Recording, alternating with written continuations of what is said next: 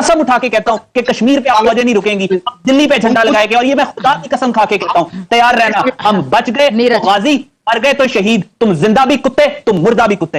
अरे आप लोग कैसी लैंग्वेज प्लीज ना इस्तेमाल करें। अच्छा दिल्ली बचा के रखो। इसीलिए ऐसे मौके के लिए हमने न्यूक्लियर वेपन्स रखा है, तो इंश्योर कि इंडिया नहीं जीतेगा, we will have to recourse to whatever we have, और हमारे पास जो हथियार है हमारे अपने दिफा के लिए, उसको हमें ये करना पड़ेगा। पाकिस्तान एक एटमी ताकत है। मैं तो कहूंगा ये आप लोग लिख के ना अपने हेडर्स, वो जो हेडलाइंस होती है ना, उसके अंदर लिख लें कि पाकिस्तान एक एटमी ताकत है। पोटेंशियल उतना नहीं है जितनी बातें होती हैं। 2019 में हमने प्रूव कर दिया। हमने जब मुंह की मारी तो फिर इंडिया को समझ आई कि हम उतने भी बड़े नहीं है जितने हम समझते हैं अपने आप को।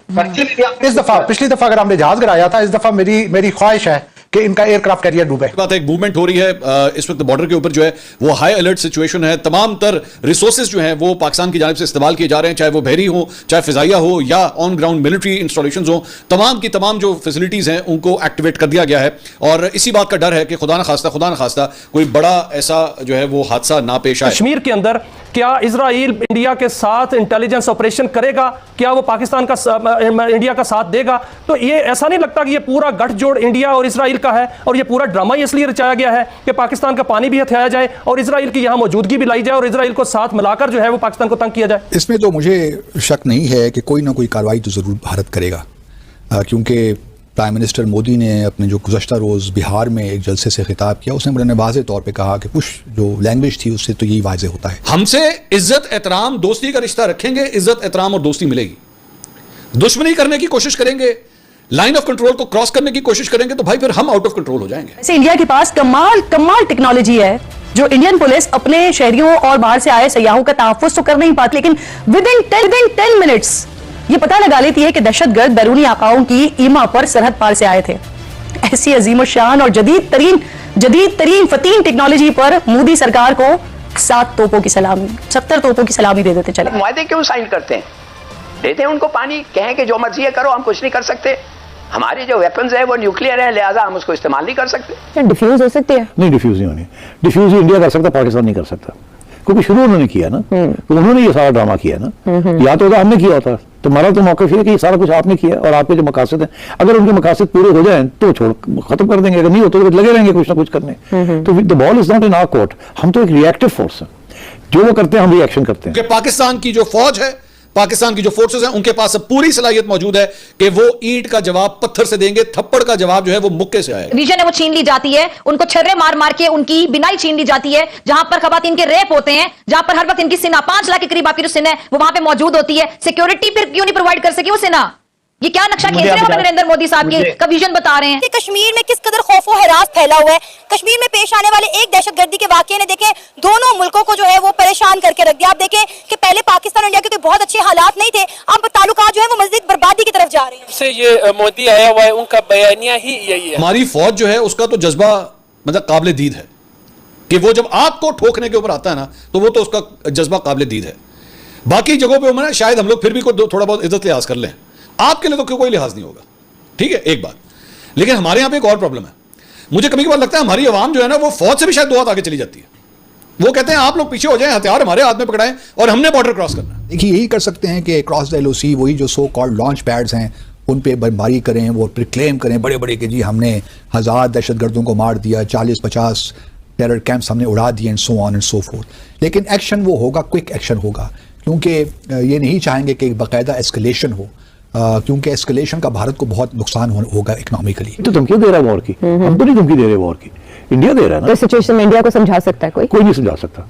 इंडिया को कोई नहीं समझा सकता। इंडिया को खुद पता है कि उन्होंने क्या किया है, इंडिया को पता है क्या करना है आगे, इंडिया को पता है किस हद तक किसको आगे बढ़ाना है और किससे आगे नहीं बढ़ाना। तो इंडिया विल डू कैलिब्रेटेड किस्म की अप्रोच। हमारी फौज जो है उसका तो जज्बा मतलब काबिल दीद है कि वो जब आपको ठोकने के ऊपर आता है ना, तो वो तो उसका जज्बा काबिल दीद है। बाकी जगहों पे शायद हम लोग फिर भी थोड़ा बहुत इज्जत लिहाज कर लें, आपके लिए तो कोई लिहाज नहीं होगा, ठीक है, एक बात। लेकिन हमारे यहां पे एक और प्रॉब्लम है, मुझे कभी कभार लगता है हमारी आवाम जो है ना वो फौज से भी शायद 2 हाथ आगे चली जाती है। वो कहते हैं आप लोग पीछे हो जाएं, हथियार हमारे हाथ में पकड़ाएं और हमने बॉर्डर क्रॉस करना है। ये अभी मैं वो मौलाना फजलुर रहमान की एक स्पीच में देख रहा था, तो उन्होंने कहा हमें तो तैयारी है, हमारी पूरी तैयारी है, भेजो हमें। और सिर्फ मैं मौलाना फजलुर रहमान की जमात की बात नहीं कर रहा, मैं जब आपकी बात आएगी ना, ये सारी जमातें एक जैसे हैं, ये पागल हैं आप लोगों को मारने के हवाले से। हमसे इज्जत एहतराम दोस्ती का रिश्ता रखेंगे, इज्जत एहतराम और दोस्ती मिलेगी। दुश्मनी करने की कोशिश करेंगे, लाइन ऑफ कंट्रोल को क्रॉस करने की कोशिश करेंगे, तो भाई फिर हम आउट ऑफ कंट्रोल हो जाएंगे। दोबारा बोल देता हूं कि समझ नहीं आई, लाइन ऑफ कंट्रोल को क्रॉस करने की कोशिश करेंगे तो हम आउट ऑफ कंट्रोल हो जाएंगे फिर, और फिर हम कंट्रोल में नहीं आएंगे। तो होश के नाखून लीजिए, होश के नाखून लें, लोगों को बेवकूफ मत बनाएं। वही क्या हो सकती है और क्या होनी चाहिए?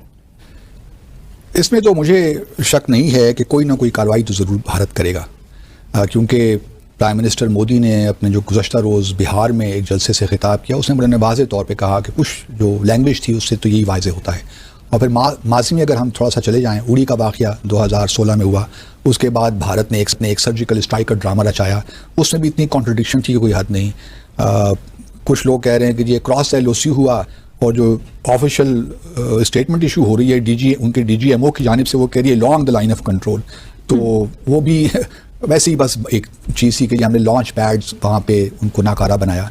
अभी भी देखिए, जिस दिन ये वाक़या हुआ उसी दिन भारत ने जहाँ वो स्केचेस शो किए ना सो कॉल्ड टेररिस्ट के, वहाँ पे ये भी कहना शुरू कर दिया कि across the LOC 40 launch pads हैं कॉल उनके टेररिस्ट के, तो उनको तबाह करना बहुत जरूरी है। इसमें जो अब आमना बलोच ने दो डिफरेंट, जो हमारी फॉरेन सेक्रेटरी है, उन्होंने 2 डिफरेंट सेशंस में डिप्लोमेट्स को, फॉरेन मिशंस को ब्रीफ किया। ब्रीफ तो करना चाहिए ना कि इंडिया जो कर रहा है गलत कर रहा है, वी आर नॉट इन्वॉल्वड, तो वो तो नॉर्मल रूटीन है। इस किस्म की सिचुएशन में अगर आप फॉरेन डिप्लोमेट्स को ब्रीफ भी नहीं करेंगे तो क्या करेंगे आप?